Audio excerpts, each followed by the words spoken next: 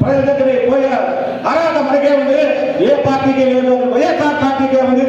వైఎస్ఆర్ పార్టీలో ఉండడం మనము చాలా అదృష్టం చేసిన వాళ్ళు మాత్రమే ఈ పార్టీలో ఉంటున్నారు. ఏంటంటే మన నాయకుడు ప్రతి పేదవాడికి ప్రతి ఓటర్కు న్యాయం చేయడానికి విద్యలో కానీ వైద్యంలో కానీ ఇలాంటి చేసిన దేశంలో ఏ ముఖ్యమంత్రి ప్రజల కోసము కష్టపడిన ముఖ్యమంత్రి ఏ ముఖ్యమంత్రి దేశంలో లేరు.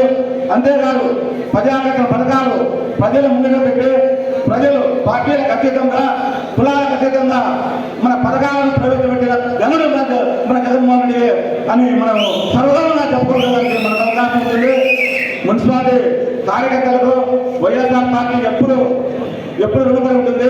ప్రతి ప్రోగ్రాం చేయాలంటే మున్సిపాలిటీ కార్యకర్తలు అంకిత భావంతో చేస్తున్నారు.